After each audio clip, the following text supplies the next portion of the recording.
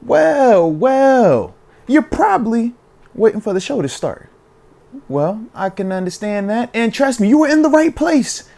But before we start the show, we got to let you know that today's show is brought to you by a very special and new sponsor to the show. None other than Southern New Hampshire University. Yes, indeed. Yes, indeed. And you know I'm excited about it. Number one, because they're doing a great thing in terms of helping people overcome, some of the experience barriers that are holding people back, right? And we know that that comes up a lot as we progress through this professional world and just adulthood, right? So with SNHU, the beautiful part about them is this.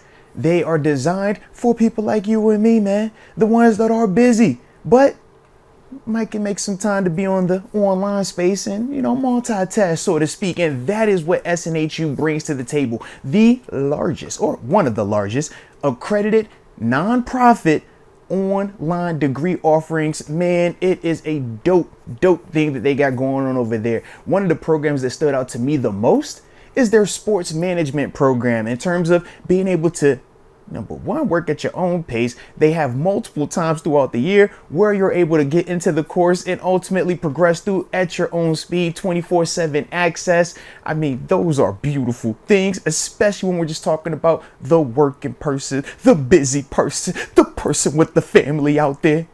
SNHU. Oh, they trying to hook you up. They trying to help you out, baby. Now, like I said, for myself, man, I've utilized the online program very similar to this, and I can tell you firsthand the benefits that come from these type of programs and what SNHU is offering, man. You don't want to miss out on it. So check out the link, all right?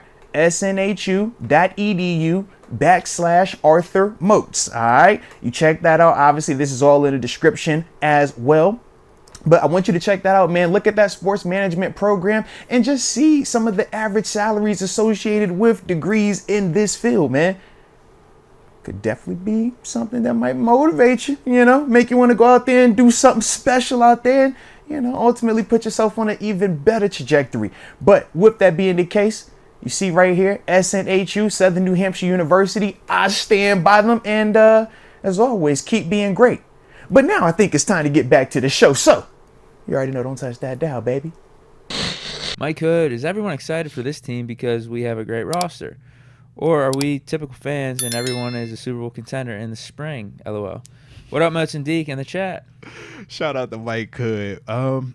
You could say a mix of both, but I lean a lot more, towards the great roster element of it versus the typical just fan and, energy that we have towards the team. We obviously know we're passionate, so we're always going to lean that we're going to be better or that we can do it. The optimism is always going to be there because of the history, and that's never going to die. Well, hopefully it doesn't die anytime soon, right? Hopefully we keep feeling like this because of the sustained inconsistency in terms of just the product that we put out there. But for the roster, that part I think is self-explanatory. When you just look at what we currently have and we do the thing that we've done in years past.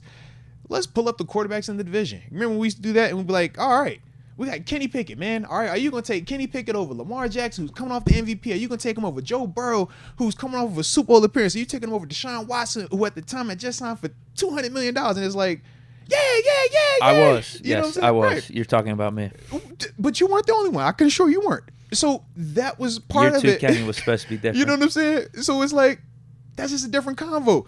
We were talking about running backs. Now, granted, Nick Chubb got hurt, but it's been times where we've been like, yo, we think that this guy's better than that guard. That guy's better than, and it's like, all right, well, that dude's all pro. That guy's a perennial Pro Bowler. Like, yeah, this dude was, So I just think when we talking about our set this year, we don't have to do the whole, I think he can be. It's like, nah, we got one of them dudes. We already felt confident in our defense, and that has never changed.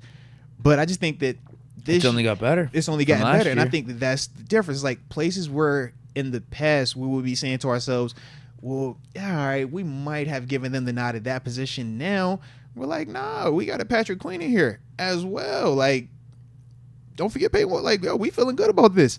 Let's see, can Roquan Smith and Trent Simpson be better than the combo of Patrick Queen and Peyton Wilson potentially? And Atlanta Roberts. And Landon Roberts, whenever Cole Holcomb comes back as well. Yeah, that's a good 4 right there. So when I look at that, I'm like, difference of how we're approaching it. They got $100 million guy. We got the group of dope guys. But yeah, I'm like, yo, we got I a like TJ, where we're at right we got now. a Highsmith, we got Minka. Right. Yep, we signed Deshaun Elliott. Mm-hmm. We got JPJ going into year 2. Heck, you even What got corner's Dante better than Jackson, JPJ and AFC Dante North? Jackson is your number 2 right now. It's like, bro, we got legit pieces across the board at every spot that we're going to be comparing in.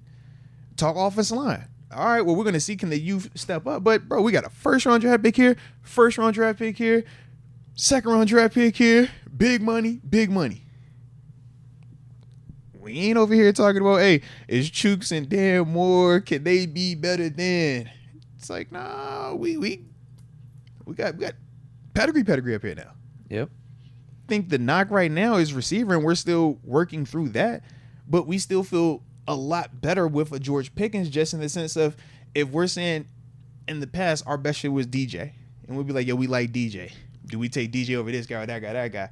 And let's be real, DJ has some things that he's a good receiver, but yeah, there's some things that keep him from being viewed as a great receiver. We think GP has the potential to actually tap into that, and he's flashed some of it. And he's working with the route god. This is also facts with DJ as well. So it's like, yeah, you're getting the details that make your game even nicer.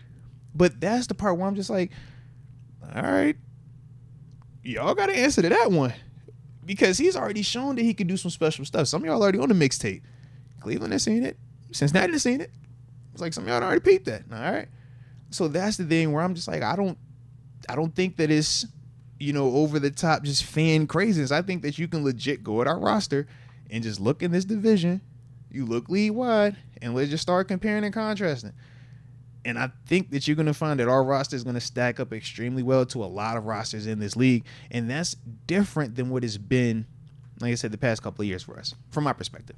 Add that we have Tomlin as the coach. We cleaned house with the coaching staff under him, got some good quality guys in, like Arthur Smith and all the, QB coaches and, other offensive guys that are under him. Like, we got some quality guys in-house as opposed to what we've been dealing with over the last several years. That plus the roster improvement. Tomlin's always going to have our floor at 8-9 wins. Yeah, I don't think it's blind optimism at all.